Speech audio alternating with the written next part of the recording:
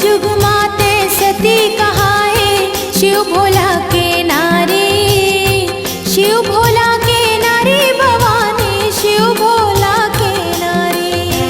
भस्मासुर ला भस्म करा के जगमहोगे न्यारी, जगमहोगे न्यारी भवानी, जगमहोगे न्यारी।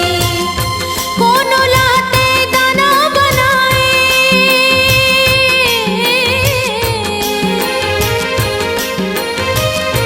कोनो लाते दाना बनाए, कोनो ला इंसान, तो हिला मैं जाने उदाही, मोर पत्थरा के भगवान, तो हिला मैं समझे उदाही, मोर पत्थरा के भगवान।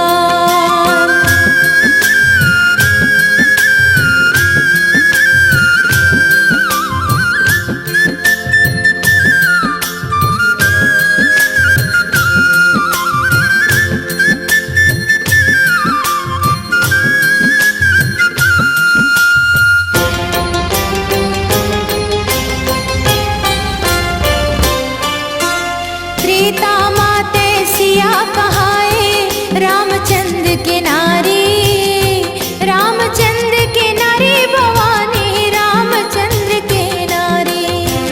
रावण के अभिमान लतोड़े, जगमहोगे न्यारी, जगमहोगे न्यारी भवानी, जगमहोगे न्यारी। कोनो लाते बैरी बनाए,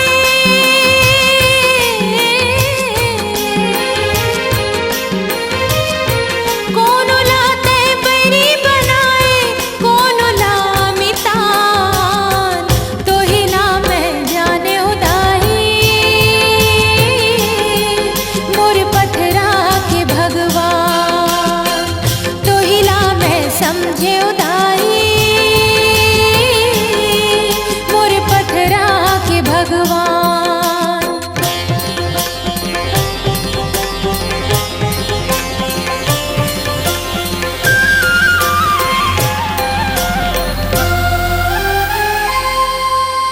द्वापर माँ द्रौपदी कहाए, 5 पांडव के नारी, 5 पांडव के नारी भवानी, 5 पांडव के नारी।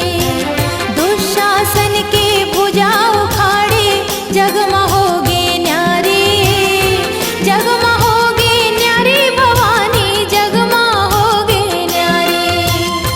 कोनो लाते निबल बनाए,